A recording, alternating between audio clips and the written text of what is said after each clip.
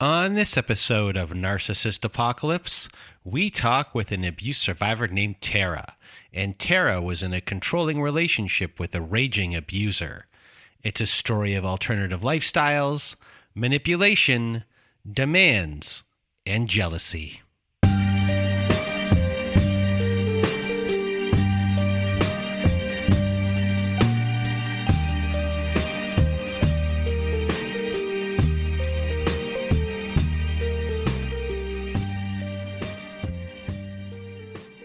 Welcome to Narcissist Apocalypse, everyone.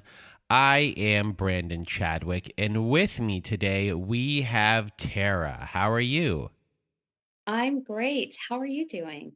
I am doing well. Thank you for asking. And if you want to be a guest like Terra is today, please do go to our website at narcissistapocalypse.com. Top of the page, there's a button that says guest form. When you click on that button, it takes you to our guest form page. And there you can read all of our instructions and either send us an email at narcissistapocalypse@gmail.com or fill out our guest form and press the submit button. And please do send it in the format that we ask for. And there is no content warning for today's episode. And this episode, we're talking about alternative lifestyles. Terra was part of the polyamorous community, part of the kink lifestyle, and she started a dom-sub relationship with her ex in this story. And hopefully we made it as simple as possible, and you're going to hear a lot about contracts in this episode and the rules. You know, a big part of the rules in this relationship is that you're allowed to have other partners, but you have to be open about what is going on. You have to tell everyone everything. And you're going to hear a lot of the abuser in this story not liking that Terra has another partner, even though they are allowed to have another partner. And for most of the story, you're going to hear that they don't have another partner, but you'll find out that indeed they did have other partners, but they were keeping that a secret the whole entire time. So, and I'm just going to get it my way and your way. Terra, the floor is now yours. All right. Well, I guess I should start off by talking a little bit about where I'm from, my childhood, what my family was like. So I'm from California and born and raised here. My parents love me. I know they love me, and I knew they loved me from my childhood. I have three siblings who are just amazing siblings. We're all very close. We are first generation. My siblings and I. My parents are European, and but very liberal. And I just, always felt very loved. Someone was always home in the house. We had great upbringing. Years later, I did come to understand through therapy that I was the peacekeeper of the family. My parents used to get into some pretty wicked fights. I wouldn't say physical violence, as in, they beat up on each other, but my father had, a temper and would do things like throw objects at my mother. And it turns out years later that he had some undiagnosed mental disorders that got taken care of eventually. But yeah, it was a little bit of a chaotic household. And I remember as a child feeling like I needed to be responsible for calming everyone down in the house. And so whenever I felt like there was a fight that was about to happen, I could just feel it. I knew it. I knew all the sounds that my parents would make when things started to get escalated. And I remember clinging onto my parents' legs, begging them not to fight from a very young age. So I grew up kind of, just wanting to make sure that everyone in the house was happy, everyone in the house, was feeling peaceful. And when that didn't happen, I would take action. So I'm not surprised that the things that happened later in my life happened, because I've always been kind of like the peacekeeper, verified by my siblings. They always said, "Oh, you always wanted to keep the peace and make everyone happy, and you were always a natural caregiver." So yeah, that's kind of like how I grew up, but my parents never, they never aimed their anger at us. They made sure that we had everything we needed to grow up happy, and their anger was more, I think, more towards them each other, and they had a lot of resentment built up. I think both of them felt like maybe they married the wrong person. I'm not really sure, but somehow they're still together. Not sure if they should have been, but somehow they still are. So that's kind of what my childhood was like. But still, I was really happy. And in terms of previous relationships, um, so I'll just start off by saying I am gay. I am part of the queer community, and but for about 25 years of my life, I was more oriented. I had more straight relationships than gay relationships. I messed around with women in college, and beyond that, I was married to a man once. Big mistake, but I did it anyway. I was very young and felt like that's just kind of what I needed to do. I wasn't really out to my parents until I was a little bit older. Um, but it doesn't really matter the gender. I kind of felt myself slipping into the same pattern of relationships. There was always something that was missing, and it was usually emotional availability.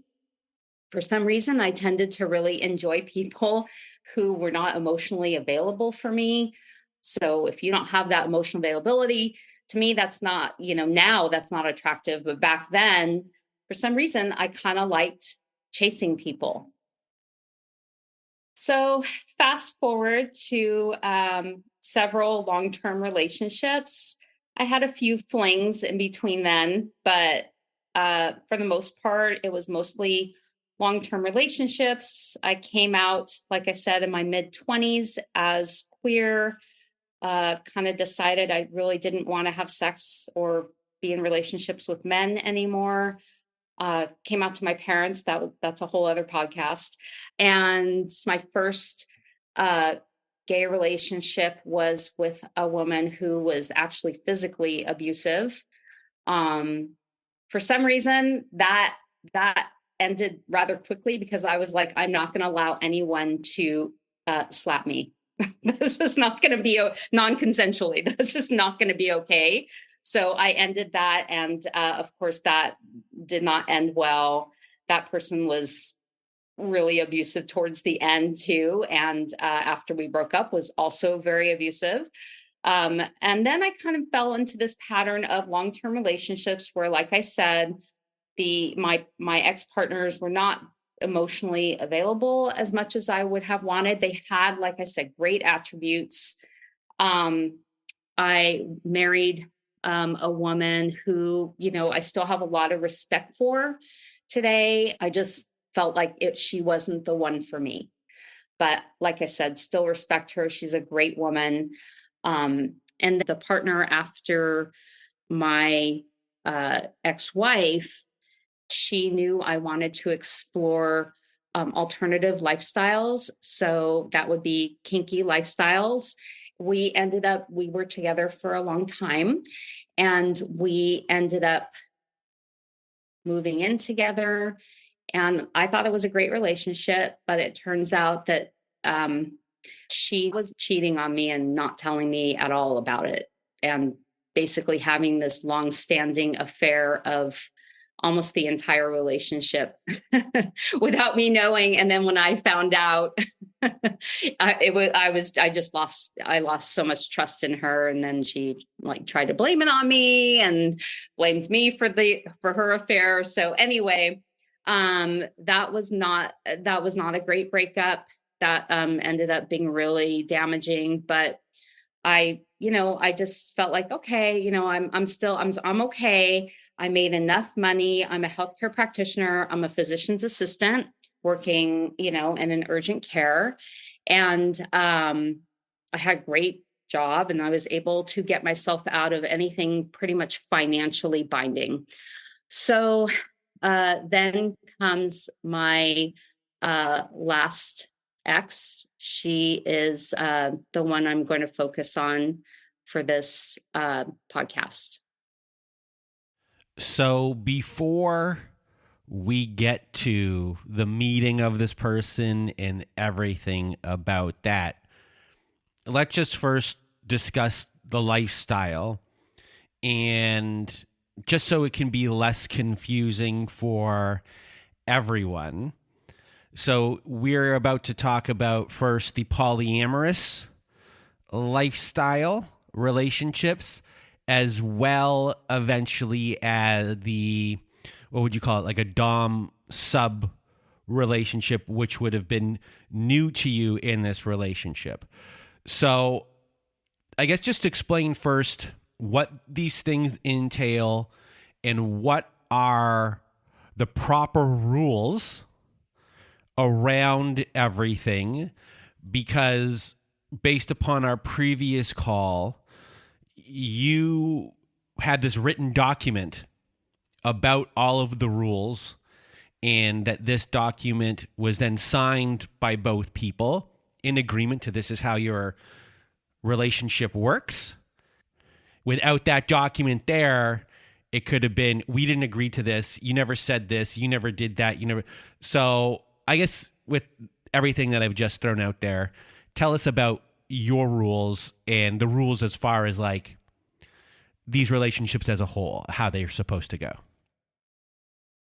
Okay, so I think the first thing I just want to talk about briefly is polyamory, for those that don't know what that is, or ethical non-monogamy. And that's just basically having more than one relationship, intimate relationship at the same time, where everyone knows about everyone and everything is honest and open. So that means, your partner knows about your other partners know about their partners and your partners. And so everyone knows about everything. And so that's actually ethical non-monogamy. And then polyamory literally means more than one love, or that you're a person who's able to love more than one person at the same time. And that might be a difficult concept for most people, because most people are monogamous.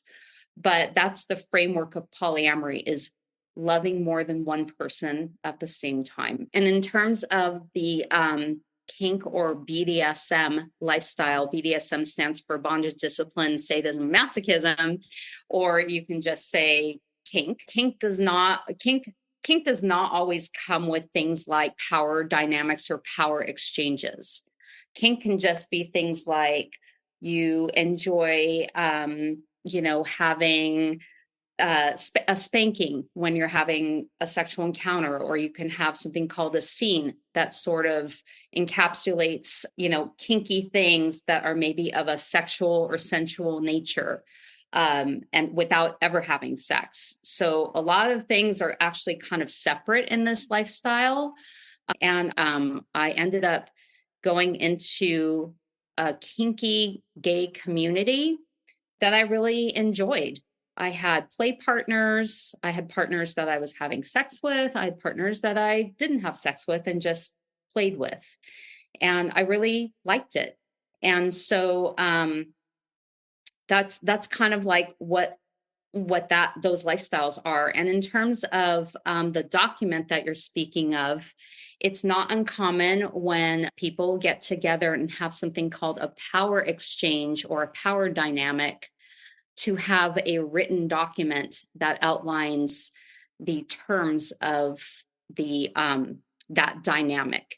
And that document is called a contract.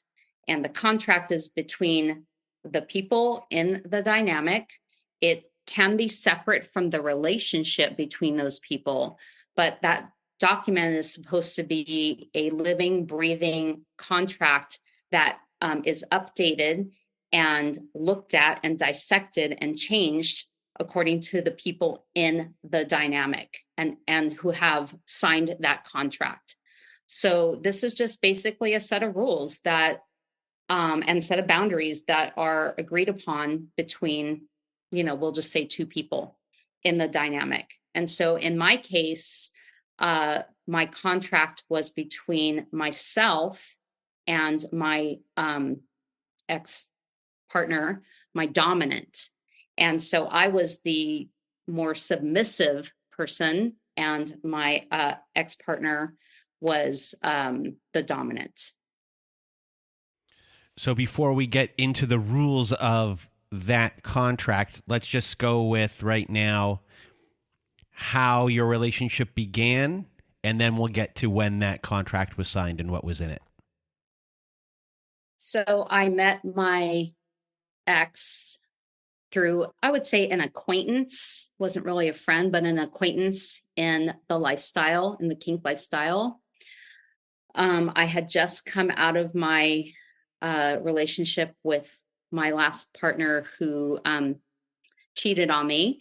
And so I was not feeling very, I don't know, I guess confident. I hadn't had sex in a long time. I hadn't had, someone tell me they love me in a long time. So when I came out of that relationship, I just wasn't feeling, I was feeling pretty vulnerable and a little lost. And so when I met my ex, I thought she was really attractive. She was very quiet, seemed very unassuming. I know when someone is a little attracted to me, and I could see it in her. And she actually had another girlfriend at the time as well. And that was really attractive to me because now that I was technically, single, I was able to fully express polyamory in the way that I wanted to express it, which was loving more than one person. I didn't just want to have non-monogamy. I wanted to fully express myself. And so when I met my ex and started chatting with her, I discovered, or at least she told me, that this is what she wanted too, that she was also polyamorous. And I really found that really attractive. So that's what I was looking for, was someone who was like-minded, who would allow me and encourage me to express myself fully in all the ways that I wanted to. And we immediately hit it off. And I remember our first date, I remember sitting with her at a restaurant, and she listened to me. She held a lot of space. She definitely, I could see her taking it all in and just listening. I felt like, wow, here's someone who is so interested in getting to know me on the inside, instead of just looking at things like money or, the possessions that I had, or, my career, or these material things. It's someone who wanted to know me. And that made me feel really, really good. And she had this air of dominance about her. And she said that she was a dominant, and that she was looking for, someone who was, I wouldn't say submissive, but someone who had those submissive qualities. And she wanted to be in a power dynamic. And at first, I didn't want that. I wanted, a play partner, and I wanted someone to have great sex with, and maybe a really nice relationship where, we could explore polyamory together. So when it comes to this person, how did they want to be seen? And in hindsight, who are they really? And I guess give us a bit of a 3D picture of them and their life up until that point, and what the real inner workings, the opposite of what is kind of probably being said to you, is going on. So she told me that she had a terrible traumatic childhood, that her mother was a narcissist, and that she never wanted to be like her mother. She told me that she had a very violent set of stepfathers, and her biological father was an alcoholic.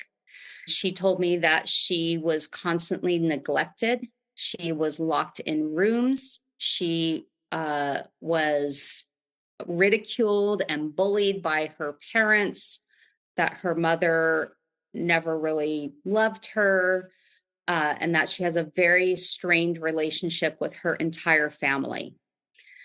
And of course, this made me feel instantly bad for her. And I wanted to fix everything and fix her sadness and trauma with my love.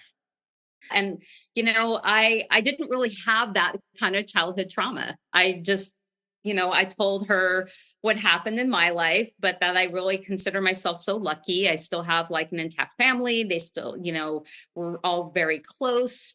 And she painted this picture of her having this very estranged relationship with her family. She told me many times that she wanted to cut off her mother, and that her mother, hated her for being gay and forced her to come out at a very early age. She said her mother found out she was gay through another person in their community. And so she held a lot of resentment with her mother. And she even told me that this resentment and this relationship she has with her mother and the resentment she felt towards her was tended to be a problem that her exes had. Her exes had a problem with her estranged relationship with her mother. And of course, I thought to myself, well, why should they have a problem? It's none of their business. And, if she has this terrible relationship with her mother, that's not an issue for me. I felt bad for her because I have a great relationship with both my parents, and I would love for everyone to have great relationships with their parents. But, I also understand that that's not reality. So that's what she told me. And she said, she was very proud of the fact that she became very independent and was able to make it on her own without anyone's help. And she also said she had a great job, and she made it seem like she had, her shit together. And there was always a little part of me, this tiny, tiny little voice inside that I worked really hard to suppress for many years, that something wasn't adding up, because she wasn't a big person. She's like of smaller stature. And I felt like she wanted to be a dominant to kind of like make herself look bigger, and that she painted this picture of her life as being this amazing, wonderful life where she's exploring polyamory and doing everything, doing all the things in the community, and becoming very evolved. I felt like she was painting this picture for me to convince me that she was something that she wasn't. She was good looking, I will say that. And we had crazy sexual chemistry. I will say that too. But there was just this little tiny voice always inside of me for the entire relationship that was telling me something isn't right. Something is not right. But of course, hindsight's always 2020. So she just, like I said, worked really hard to have this costume on, that she was something much bigger and better than she really was. So right off the bat, your relationship feels pretty deep for both of you week one. So what is your first month like as a whole? And then I think you told me that, the pandemic kind of hits, or COVID hits, and you move in at the month mark very, very quickly. So what happens in that first month? And then tell us what happens once they move in. Right. So she lived a little bit of a distance away from me. And so any chance she got, she was at my new place. And I would say right away, she was with me pretty much every weekend. She would come Friday and would stay until Sunday night and then leave. Slowly but surely, she got rid of her friends from her old community, and then she dumped her girlfriend that she had, telling her girlfriend that she found what she was looking for in me and that she didn't want to see this person anymore. And I didn't love that. I didn't get any sense that there was anything wrong with my ex's other relationship. She actually said she really liked this person too. She wasn't in love with her, but she really liked her. And after she started to spend like every weekend at my house, I remember asking her, when are you going to see your other girlfriend? And she said, well, I'm actually going to break up with her. And I was like, oh, why is that? And she goes, well, and then she rattled off all these not great things. And I'm thinking to myself, you've never told me this before about her. I thought you really liked her. And so that was, now looking back on it, that's a big red flag. So also at this time, before your relationship began, you also had a play partner that was for fun. That's it. You weren't in love with them, but you got along great. And your ex-girlfriend at this time gets a job near your home and just kind of moves in. Not fully, but it's kind of like a move in without you really noticing that they've moved in. And then your ex starts putting a wedge in between you and your play partner. So what happens from here? She expressed not being happy that I was seeing this other person in my life, even as casual as it was, and kept accusing me of being in love with this other person, but I was not in love with her. So anyway, she basically did everything she could to wedge herself in between me and this other person.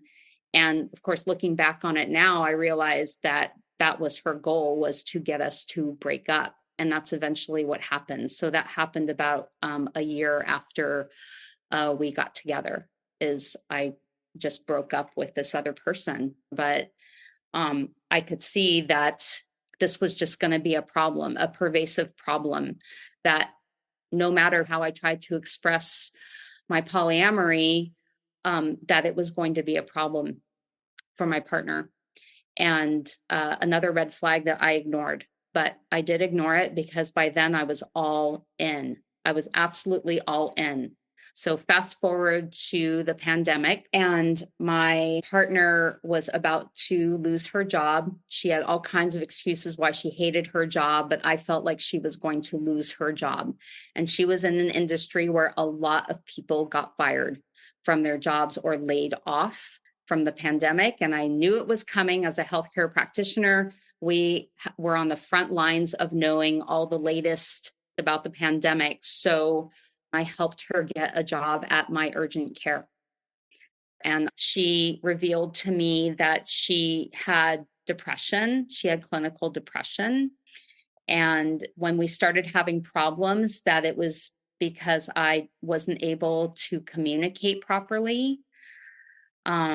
So I did everything I could to get a therapist who specialized in communication between partners.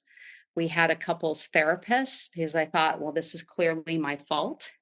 So I guess we need a couples therapist to learn how to communicate as a couple. And I received a lot of therapeutic advice from our therapist that turns out was terrible advice. I learned how to shut my mouth and allow my partner to just explode all over me because I had the other partner. So that sucked. But I did it because I was basically told that because I had another partner, I needed to create all this space for my ex, my now ex, and that I couldn't say anything or express myself. And so that's what I was actually taught to believe, know exactly what they were. And I just kept thinking to myself, she's just depressed. She just has a low self-esteem from childhood trauma. And anytime we had a fight or a disagreement, which was almost every week until I got rid of my casual partner, I kept thinking to myself, it's just childhood trauma, because that is what my partner would tell me. This is from my childhood. I, grew up with such a disorganized attachment. I just feel like I'm not getting what I need from you because your attention is elsewhere. So these little digs had me thinking, I guess I just need to give up my other partner. And my other partner actually tried to talk to my primary partner, and it was not good. It was not well received. My ex kept telling me she felt very excluded from my relationship with my casual partner. I wasn't giving my attention to the dynamics. So by now we had started to delve into dynamics, the power dynamic. So I would say that was about 4 months after we started dating. So before we get to the power dynamic, within these first 4 months, the way in which both of you bonded originally was partly due to both of you having partners and expressing that you both are into this lifestyle. And everyone listening, no matter if you agree with this lifestyle or not, these are the rules. These are your wants and needs for having a full version of you to live and to thrive. And you both have it. Or one person says that they do, and the other person says that they do, but they really don't. So very early on here, they are going against everything that they already said that they were. So their actions are not matching their words the whole entire time, or the mirroring of you has already disappeared. They mirrored it and they're saying it, but they don't want it, and they don't want you to have it. And right here is, a lot of people can say, these are your relationships in the sense of, the open relationship, but in the grand scheme of things, this is who you are to be a full best version of you. And this person doesn't want you to have that. They don't want you to be that version of you, which is, by denying it, an erosion of the sense of who you are. And I think that's the best way to kind of frame it, that they're trying to erode that. Whether, whoever's listening who doesn't know anything about this lifestyle, that it's who you are, and it's an erosion of it. And I think they just wanted to state that this is happening, and it's a denial of who you are, because they want you to be what they want you to be for them. And they're not thinking of you, even though you both agreed that this is who you are. And they probably just confused everything right there. But yeah. So from there, let's talk about the agreement. And do you agree with what I just said? Oh, you stated it beautifully, actually. That's kind of like was the theme throughout our whole relationship. Was I kept saying, this is who I am. I am these things. And she kept saying, oh, I want to support who you are, and I want to support all the things that you want. But her behaviors said otherwise. Her behaviors said, I don't want you to be any of these things that you want. I want you to be what I want you to be. And I will do whatever it takes to get you to be controlled by me, no matter what it takes. And even to the point of, I thought about breaking up with her several times, and I almost did. And I kept getting pulled back in by emotional theatrics by her. She cried all the time, telling me after fights how much she loved me and wanted this to work out. And then we would have this like crazy sex. And of course, that, was a big draw at the time, pulled me back in. So it was a lot of breadcrumbs, just getting thrown out there. And I always got sucked back in. And I'm a sucker for tears. And she knew it from almost the first time she cried in front of me. It just makes me, it made me melt. And it doesn't make me melt anymore, but it did make me melt at the time. So, but yeah, that's exactly right. She just never wanted to be me. She never wanted the authentic version of me. She saw all my, all the things I had and all the potential for her to have this amazing life. And now she wanted this power dynamic where she was the dominant and I was the submissive. So before the pandemic happened, she asked me officially to be her submissive. And she put a collar around my neck, which is something that happens in this lifestyle. You're collared to that person. It's kind of like being engaged to that person. And when the collar goes around your neck, it means that you belong to them. And essentially, in her eyes, she owned me. And with that collar came this concept of a contract. And so I wanted the contract because I wanted to make sure that my needs and my wants were finally going to be down on paper, very succinct, where no one could argue with them. It was also really important for me to have her needs and wants expressed in this document. So we wrote up this document and we had an outline and a framework, and then we filled in the details. And the document had the rules and boundaries of our relationship. It had things like protocols, and protocols are little, things that I would do for her that were supposed to make us be closer as it's called a DS, dominant submissive couple. And then it had a set of rules around polyamory.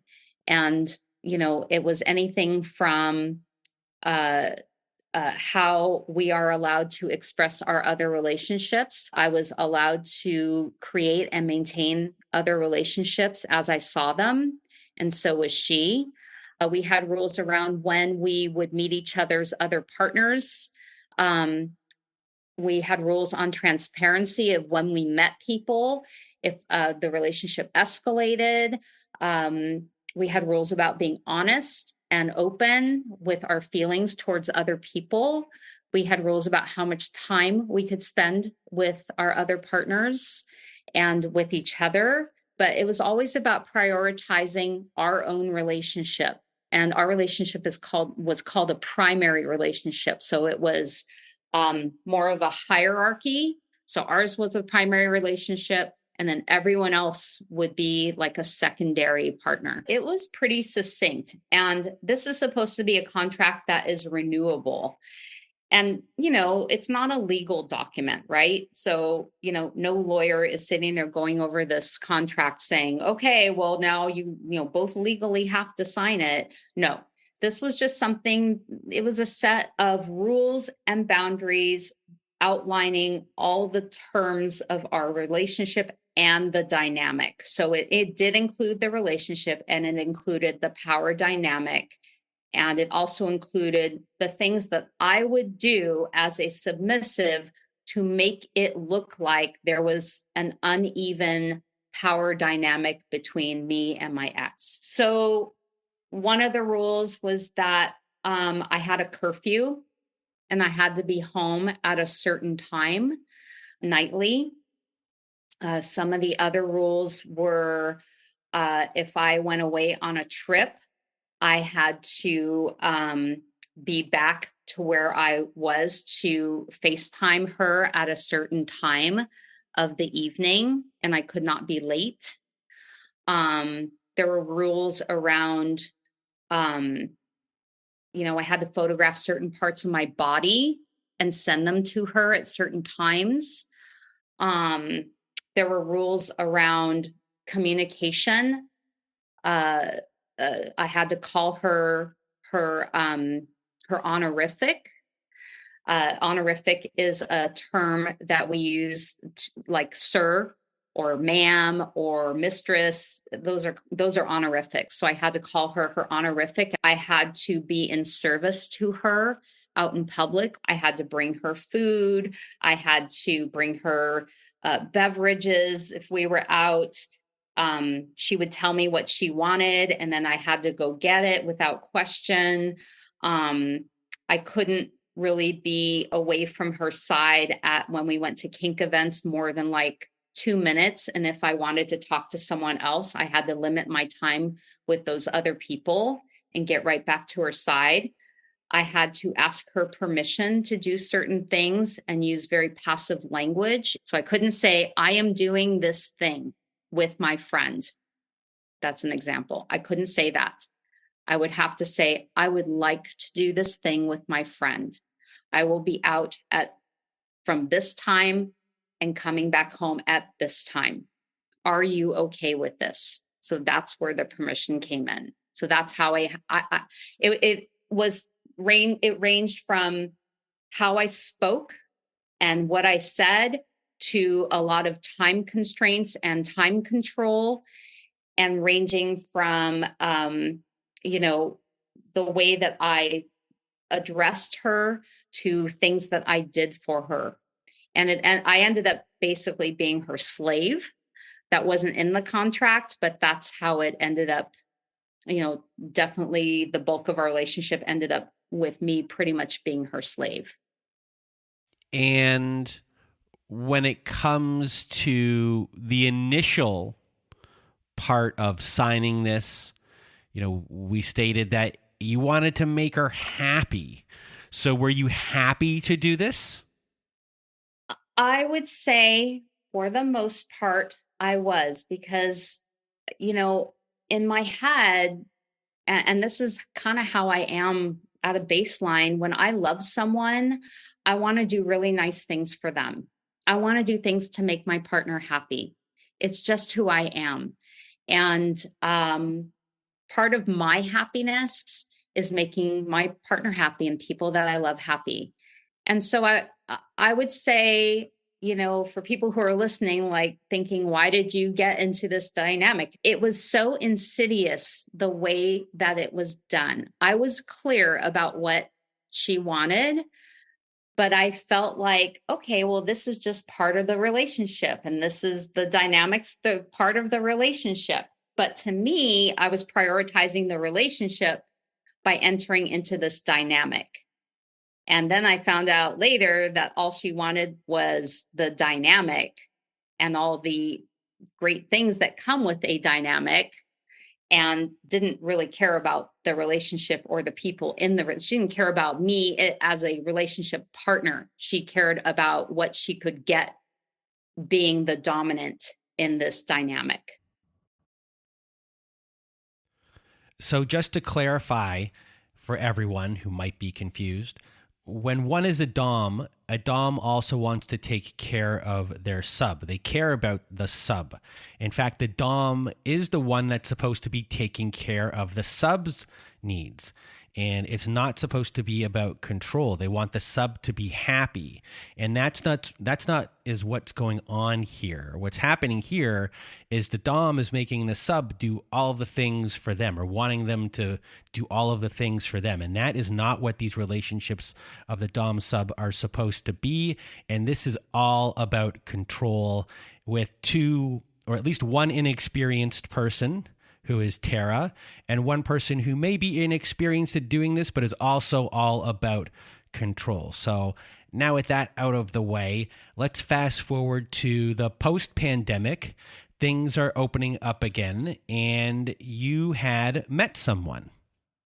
I had met someone on a social media platform, and it turns out we had mutual friends, and I was actually not interested in a relationship with this person, or meeting this person for anything other than just being friends.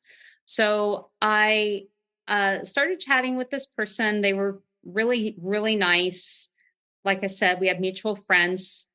through our queer communities, actually.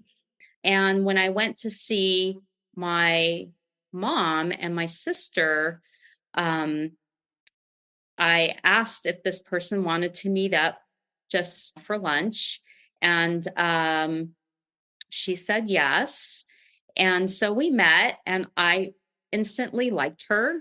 And I didn't, I was, I would say like maybe attracted to her, but I wasn't even in that headspace of doing anything else except being friends, because I just come out of a pandemic, being a frontline healthcare worker.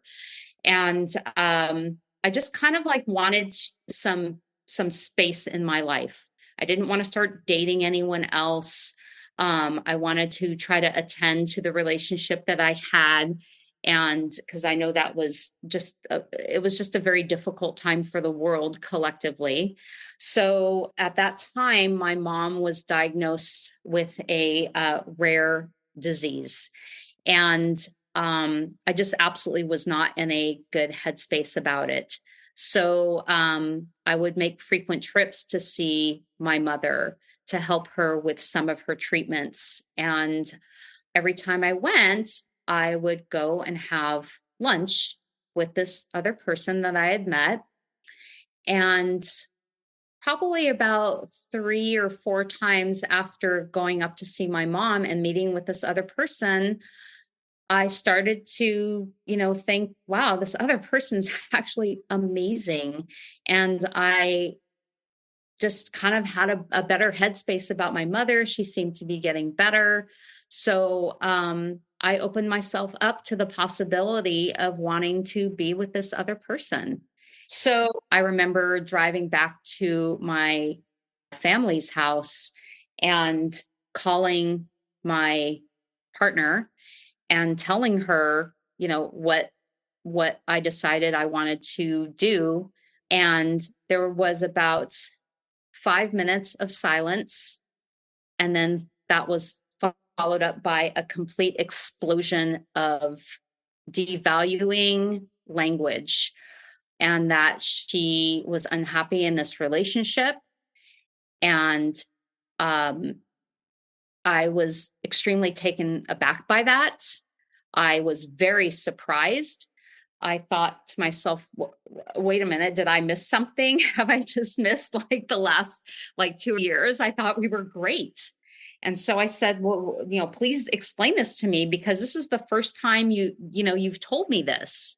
And she tried to explain it to me. And then what I realized is that she was just, exploding. And I thought to myself, okay, clearly I need to do some work on this relationship. So I asked her, what is it that you need me to do to make you happy? And she told me that she was feeling like I wasn't attending to her needs. I wasn't attending to her wants, and that I needed to devote 100% of my time and attention to her. And I asked her at that time, I need some time for myself. If you want me, you will need to attend to me with 100% of your time and attention. And then basically proceeded for the next, hour to tell me that I was a terrible partner, that I did nothing to add any value to her life, and that I ignored her through the whole pandemic, and that her needs and wants were completely unattended by me. And I was accused of cheating with this other person. And I tried to defend myself, but in the face of being screamed at, I just shut down. And so I remember getting to my parents' house and walking into my sister's room and sobbing, and gave me a big hug. And she said to me straight up, I don't feel like your partner is polyamorous. I don't. She's too insecure. She's had these issues in the past with a partner that you broke up with. You have to look at things for what they are, not what you think they could be in the future. And that was kind of the first, shakeup for me when she told me that. But I just was so invested now in this relationship. I was still in love with my primary partner. I still wanted to be with her, but I wanted this other thing too. And, I definitely vacillated between, is this really worth it? Should I even pursue this? But, there was also something inside of me saying, no, this is who I am. The part of me, the authentic part of me kept coming out in these various ways. And I knew I wasn't going to be able to cover it up. So she just gave me a lot of space and to express my feelings, gave me a hug and asked me what I was going to do. And I didn't know what I was going to do, but I just knew that these words that my ex was telling me were really terrible words and things that were not true. I was not cheating. I was not lying, and I was being completely transparent. And I knew that, and my sister knew that. But I kept hearing these words from, my partner, and they hurt. So eventually you and your ex, your primary partner, have an in-person conversation and things are getting smoothed over. You promise to attend more to her, and your ex agrees that it's allowed based on the rules, but their body language still says that they are not happy. And then you go to your future secondary partner, and they agree that they'd like to explore this with you too, explore a relationship with you too. And you decide to go on an official date, but this is still causing a lot of issues in your relationship. So what continues to happen from here? My current partner told me that you're not even attending to my needs. And I kept asking her, what more can I do for you? I am literally your slave. I do everything for you. She loved to use her lack of skill in normal everyday things as a weapon. I believe that's called weaponized incompetence. So I not only did activities of daily living for her, such as cooking and cleaning and, making appointments for her. I did her taxes for her. So I was just doing that. And then I was her sex slave. I absolutely did everything that she wanted me to do in bed and out of bed. And I kept telling her, I love you. Like, I want to be with you forever. But I want these things too. And it says clearly in our contract that I can have these things. You also told me a long time ago that you're not here to take anything away from me. You're only here to add to my life. But here you are taking things away from me. So again, examples of you're saying these things, but your behavior is completely different. So words do not align with actions and vice versa. Okay. So fast forward, I remember coming back from my trip from Arizona on the plane, and my partner started this very nasty argument with me on the plane over something really dumb. She was just trying to look for an in to argue with me and provoke me. And at first I just was like, just wanted to end the argument. And I told her, I'm not arguing with you via text. I'm not doing this. And then it turned into more accusations of cheating and lying and not attending to her needs and just all these accusations being hurled at me. And so I asked her, do not come to the airport and pick me up. I want to be left alone. I will find my own way home. And she continued to insist and push that she would be there at the airport to pick me up and would not say a word. And I said no, probably about 50 times. This was all on text while I was on my way home. And she insisted, so she broke another rule of the contract, which was when someone asks for space, you give it to them and you do not argue about it. So she broke that rule. So she came to the airport, and on the way home, It was half the trip home was stonewalling, and then half the trip home was screaming at me, accusing me of cheating and lying, and then breaking the contract. So when we got home, I remember I got the contract out. It was on a piece of paper. It was actually on 6 pieces of paper. And I said, please show me in this contract where I broke promises in the contract. And she couldn't show me. She just said, but you did. And I said, okay, but please let me show you how you broke the contract.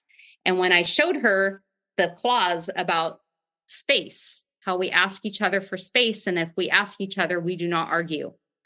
When I showed her that, she admitted that she broke the contract, but she said she had a good reason for it. And when I asked her, and this was the common theme throughout the rest of our relationship, when I asked her, why do you think it's okay for you to break the contract and not have consequences?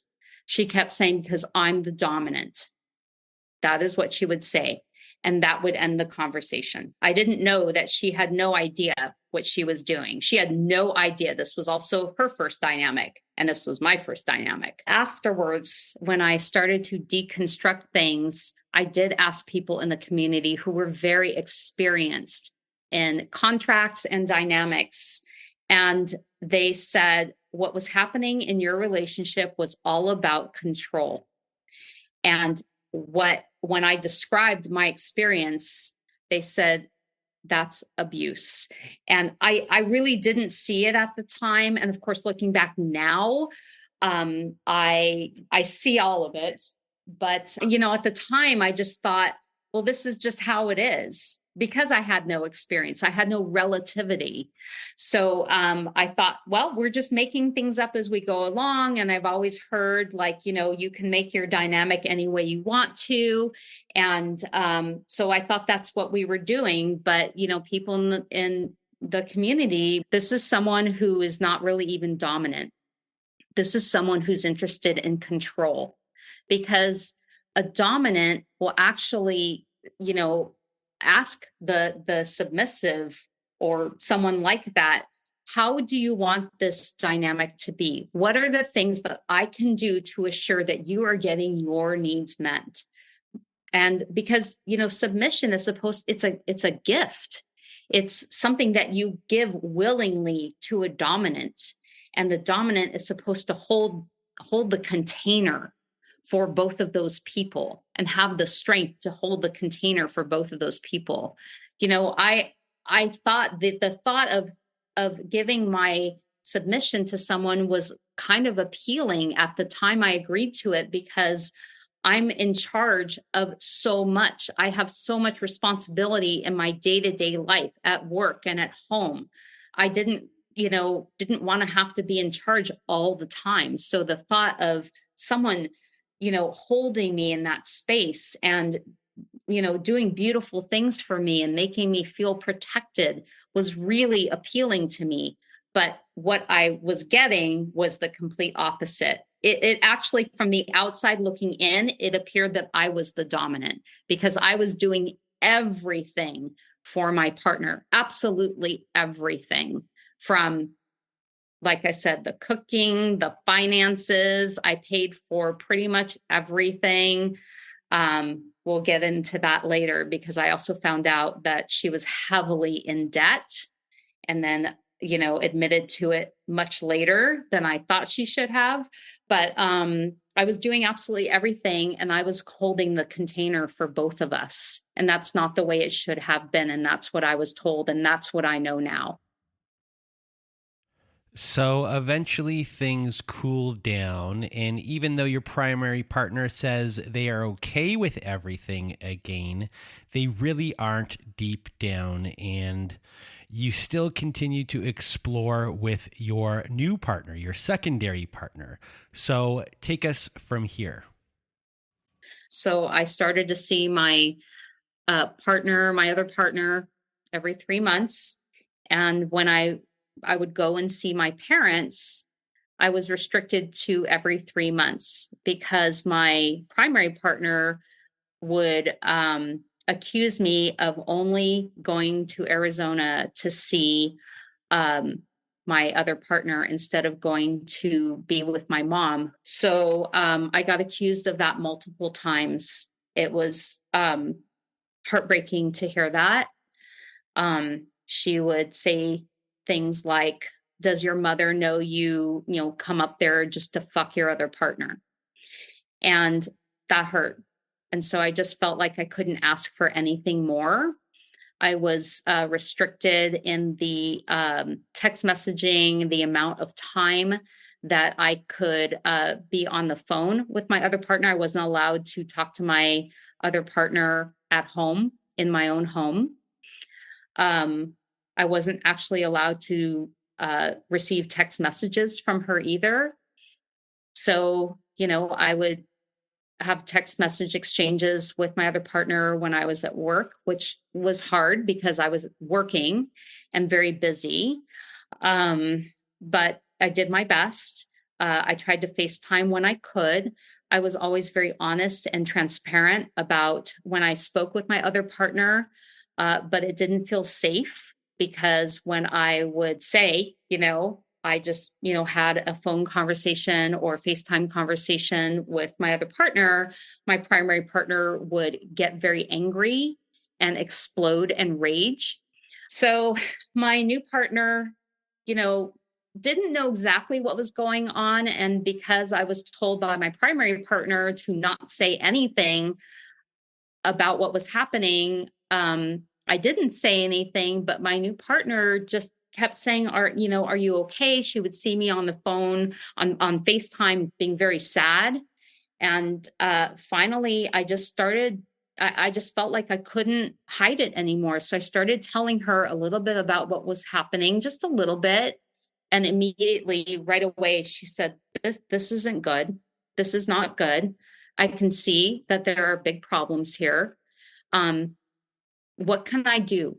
Is there anything that I can do? And I said, maybe if you just speak to my other partner, it would just help her. Maybe it would just help her relax and not feel so insecure and feel like she's losing me because she's not. And so my, other partner agreed and said, absolutely, I'll reach out to her, no problem.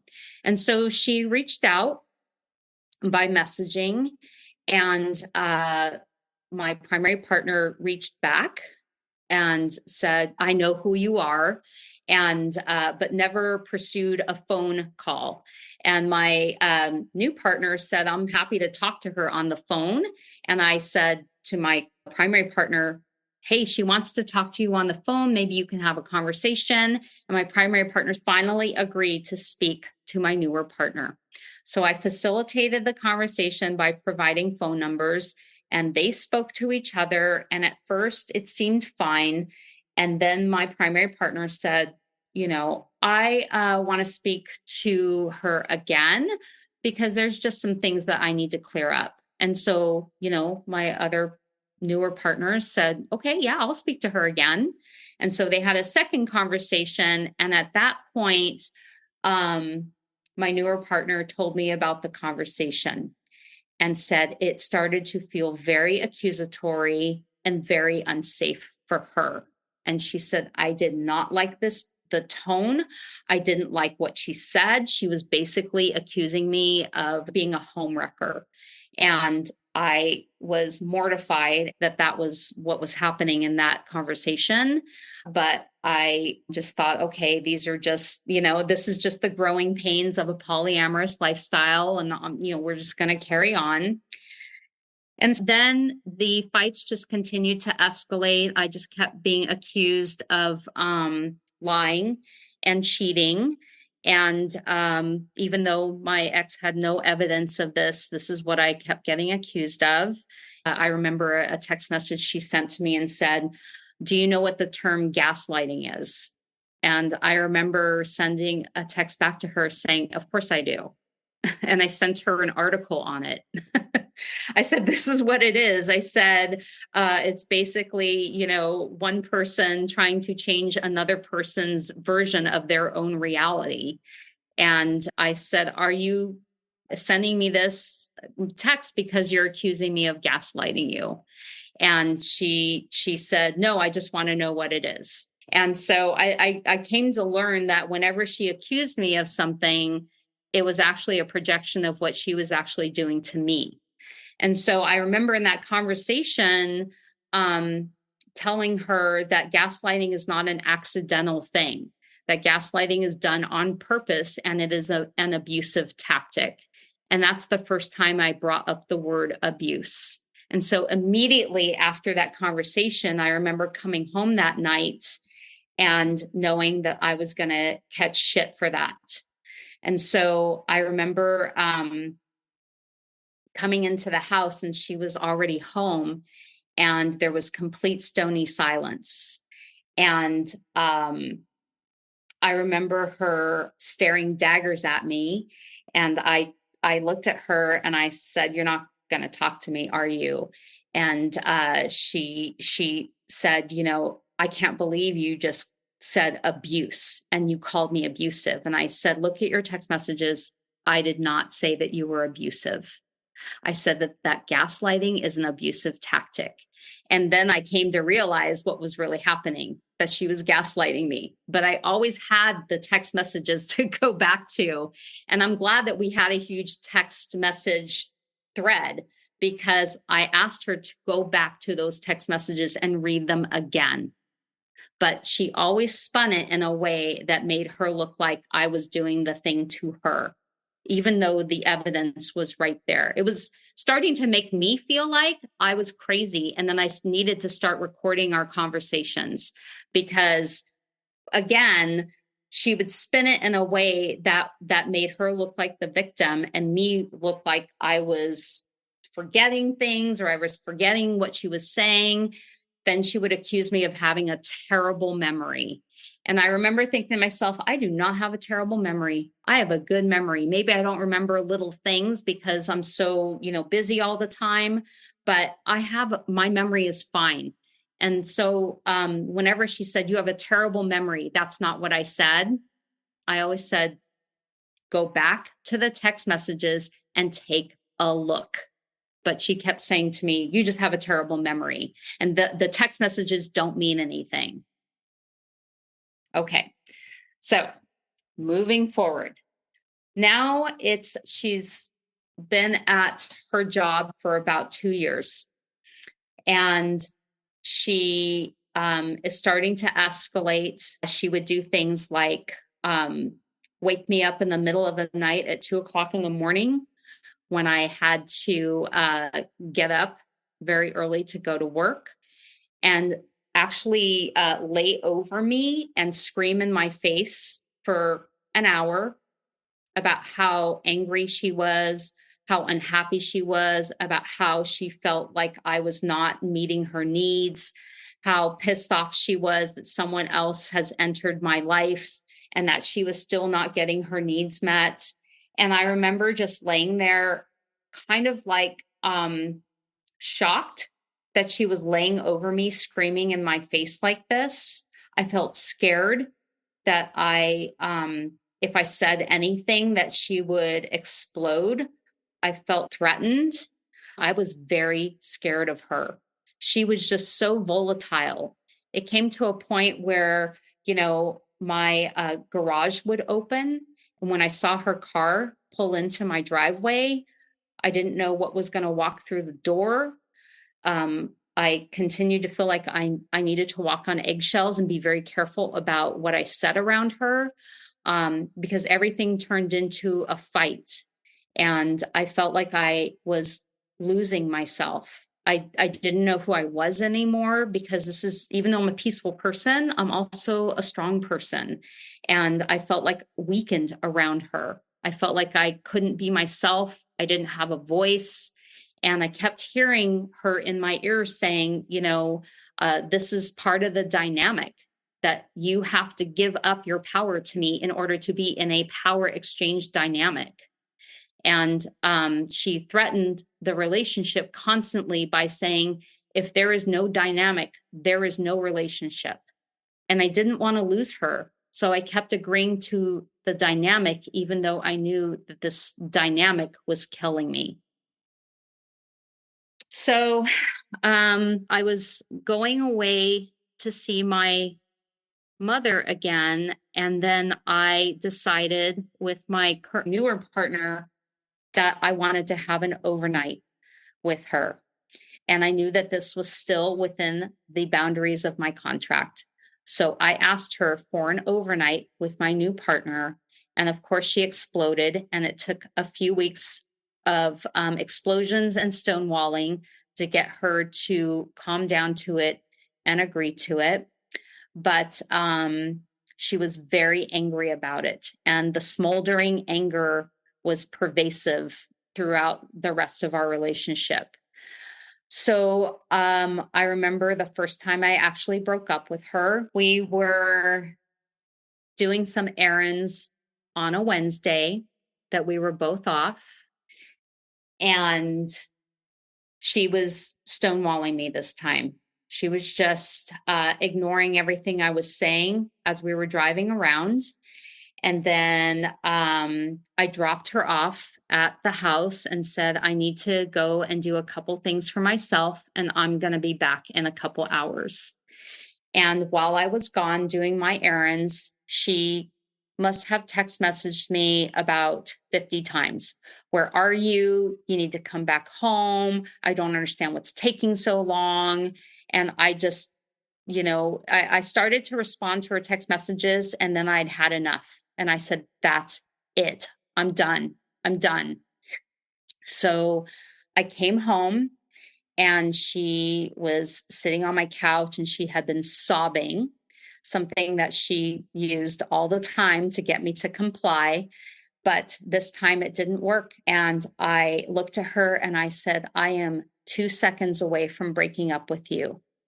And then she stood up and she exploded. And she kept screaming at me, I didn't do anything wrong. What did I do wrong? And that's it. I saw all white and I said, I'm done. We're done. I am breaking up with you. We are breaking up right now. And she raged. It was every demon coming out of her body and out of her mouth. So I went into my kitchen to get her a glass of water because she looked like she could use it, and to get her to calm down. And she backed me into a corner in my kitchen and wrapped herself around me like a boa constrictor would wrap around a person, and started squeezing me so tight that I could not breathe. And I kept saying, get off of me, get off of me. And I didn't want to push her off, but I started to feel like I was actually being constricted, and that my breathing was being hindered. So I started to peel her extremities off of me. And then finally, I said something that I knew would most likely get her off of me. And I said, I am revoking my consent for you to touch me. And she finally got off of me, because in the kink community, consent is everything. It's everything.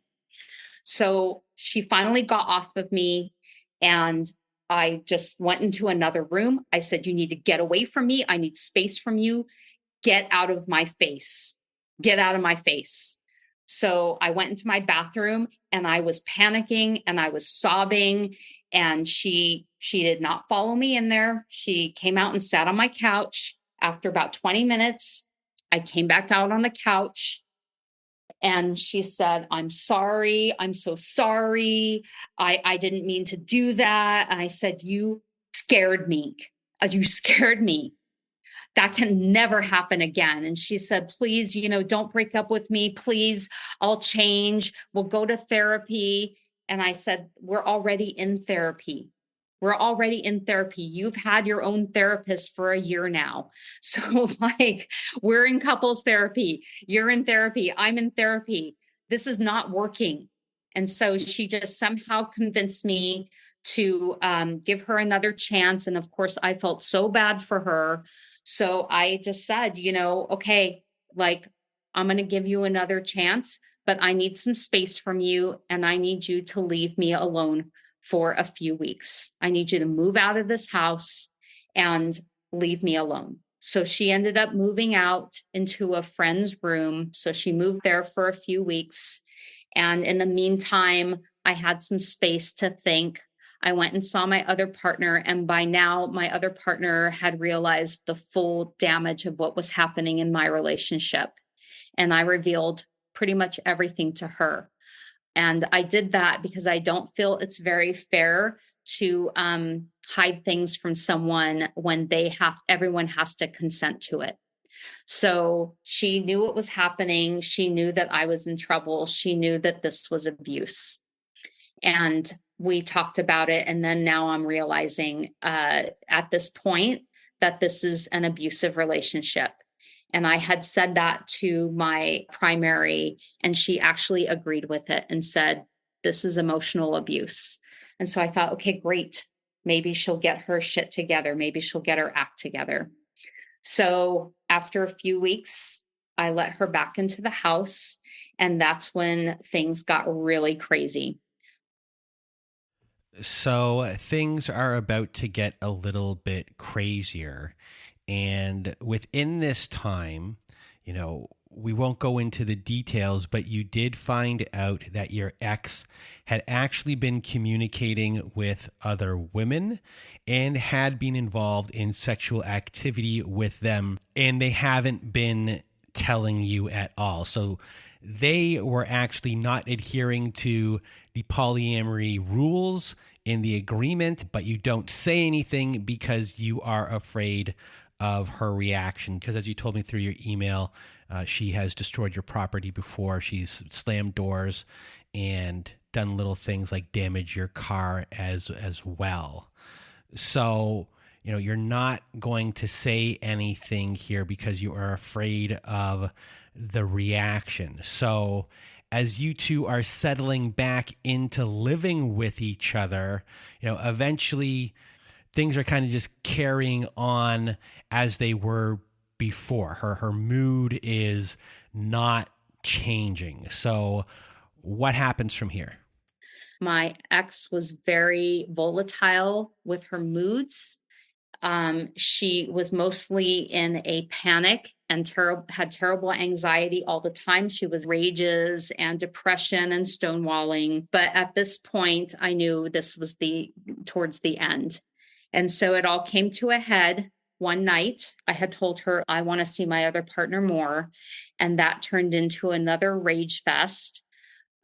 More screaming, and then this scary silence from her. And that's when she told me, the only way that I was going to be able to make her happy is that I had to give her 100% of my time and attention whenever she felt like it.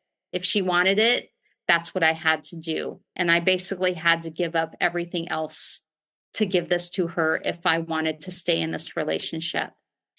This was like around midnight. I said, I need to go to sleep. Okay, please just let me go to sleep. I am so tired. We'll talk about this in the morning. So we go to sleep. And the next morning, probably around 5 or 6 in the morning, I'm hearing this weird yelling in one of my other bedrooms.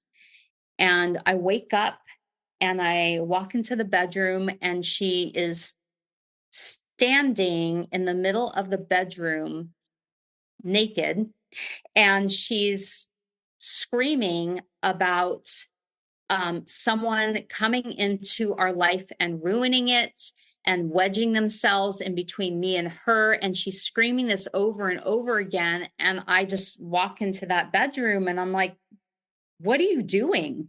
And she was like, I'm processing and you're eavesdropping on me. And I said, you're screaming. So I'm not eavesdropping. I can't help but hear you. And I'm like, I was like, that's it. I am done. And I'm done permanently. And I said, I am done. I am breaking up with you for good. And it's over. And she started to escalate. And I said, nope. And I ran into my bedroom and I got dressed and I said, I am leaving and you are leaving after me. Get your shit and leave. And she said, absolutely not.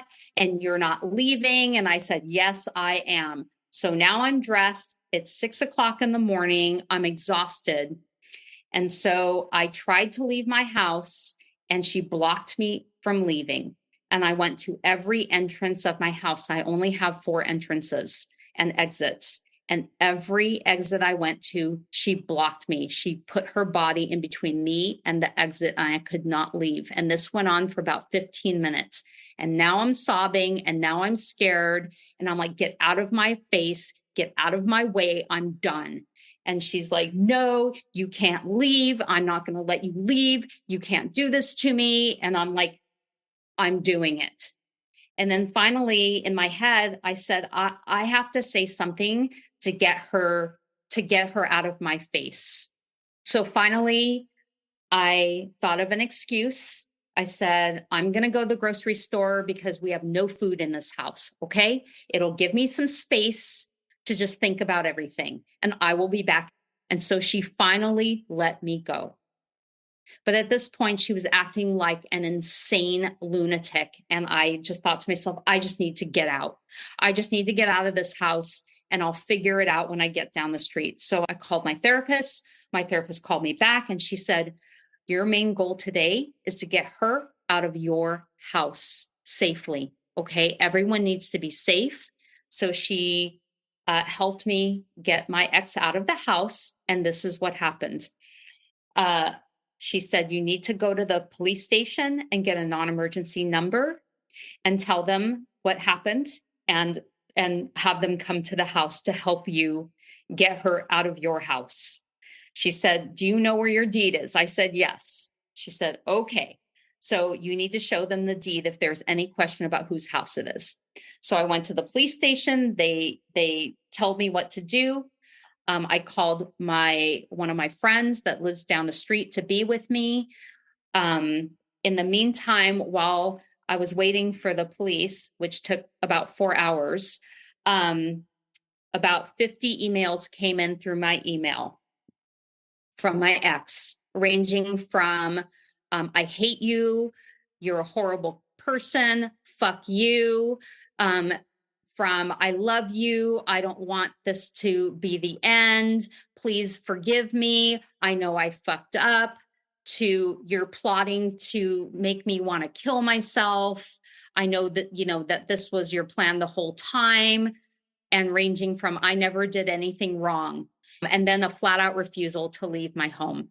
So finally the police shows up to my house. I tell them what's happening. And they said, okay, we're going to go into the house with you.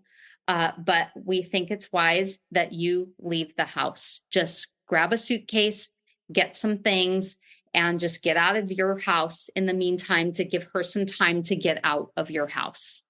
So that's exactly what happened. We came into the front door. It was the police, myself, and my friend.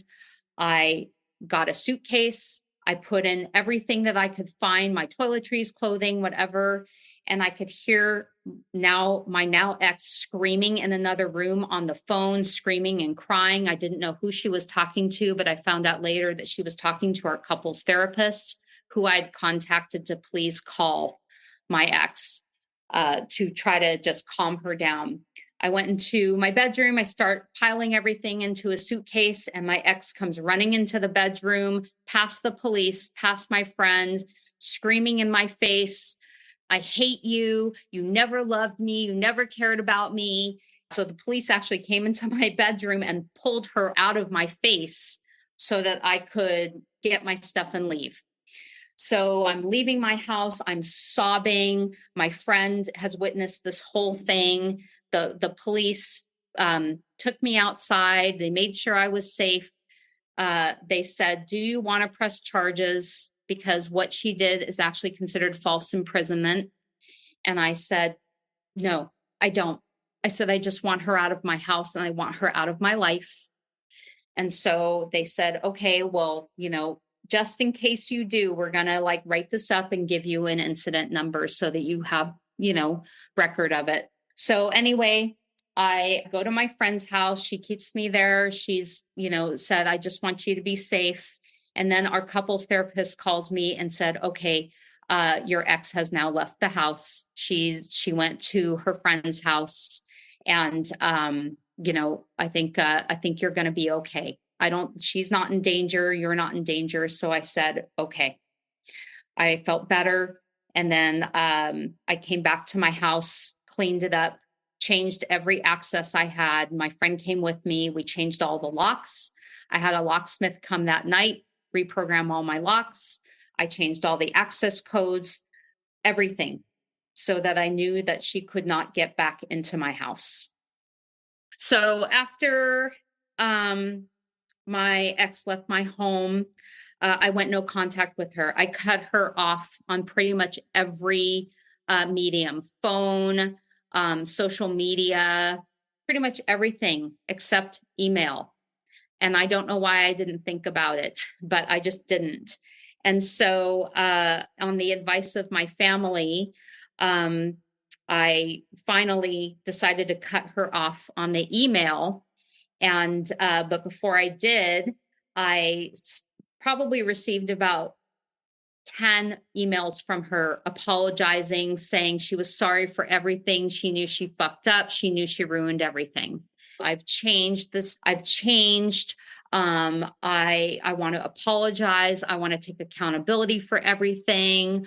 I'm in therapy. Please give me a chance. So I, of course, like an idiot, I gave her another chance just to apologize. I met up with her in a neutral location, and she gave me all the apologies, telling me how much she's changed and how she wants to take accountability. And so I let her apologize to me, but I knew right there and then that I needed to cut her off again. I started to feel very uncomfortable with her. And even though I allowed some communication between us, I felt like I was still very much trauma bonded to her. And the more I let her into my life, the more it would give her permission to try to woo me back and hoover me. The term is hoovering, to suck me back in. So I finally cut it off with her after a month and said, this is not healthy for me. It's not healthy for you. We need to be done with each other. I am going no contact with you. Please stay out of my life. And then after that, I decided that I wanted to talk about my experience inside an abusive relationship. I didn't realize how abusive it was until after I started talking about it, because word got back to her that I started revealing what happened inside my relationship. And she lashed out in the form of filing a domestic violence restraining order against me. She also reported me to my human resources at my job and told them that I was abusing her. And she also did a few other very sinister things that I won't go into, but things to try to ruin my career and my life. And I fought back through every one, including a massive smear campaign that rippled throughout our entire community. So she isolated me from my community. I was extremely embarrassed, but I did not say a word. And, eventually she just stopped with the stalking. She stopped with the emails. She stopped with everything and moved on to other forms of supply. So that's pretty much, where it ended. And how has your healing process been?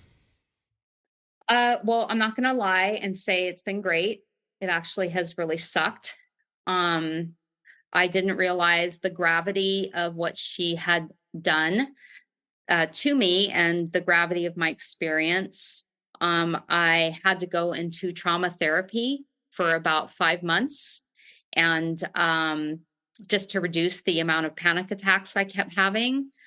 But I'm very grateful to my support system. I did have to cut a lot of people off who were friends with my ex. I'm perfectly fine with doing that. I realized that they were in a way very toxic too. She had created a network of flying monkeys to smear me. So she used other people that she was connected with to smear me throughout my community and continue the cycle of abuse. But I just stood there still, and that helped. It helped me reclaim my voice and my strength. I would also say I have so much peace in my life now I love my life. I love the way that I can walk into my house and never have that feeling of impending doom again. I can be fully authentic and have my partner and all my friends and family accept me for exactly who I am. And but I'm very, very cautious. And now I see red flags in people that I've never seen before. So it's been difficult, but it's been very freeing at the same time. And if you have any words of wisdom for everyone listening, what would they be? Um, I think I would say that, victims tend to blame themselves for falling into these traps. And I had so much shame and blame for myself that I didn't see these red flags, that I was blinded by sex and blinded by this love bombing at the beginning. And I think my biggest piece of advice is let go of that blame, because you didn't do anything wrong. Someone told me that once: you didn't do anything wrong. All you did was love someone who didn't deserve it. And that's exactly what happened. And that was the piece of advice that was my catalyst for me being able to let go of the self-loathing and the self-shame and blame. I didn't do anything wrong. I just gave my love to someone who absolutely did not deserve it. Well, Terra, I really want to thank you for being here with me today, sharing your story. Not an easy story to tell. You did a great job today. I'm sorry that happened to you, and I'm just thankful that you were here to tell your story, that you're still here. And I just can't thank you enough for being here with us today. Thank you so much, Brandon. I really appreciate you for holding this forum for all of us. Thank you once again, Terra, for being our guest today. And if you want to be a guest like Terra was today, please do go to our website at narcissistapocalypse.com. Top of the page, there's a button that says guest form. When you click on that button, it takes you to our guest form page. And there you can read all of our instructions and either send us an email at narcissistapocalypse@gmail.com or fill out our guest form and press the submit button. And please do send it in the format that we ask for. Also, at our website, we have a support group. So if you need support, join our support group today at narcissistapocalypse.com. Top of the page, there's a button that says support group. Click on that button. You'll see that we have Zoom meetings every Wednesday night, Thursday afternoons, and Saturday nights. We have also forum boards for you to post on to get the validation that you need. It's a wonderful group of people on there. So if you need support, join our support group today. And that is it for today's survivor story, for today's episode. So for myself and Terra, we hope you have a good night.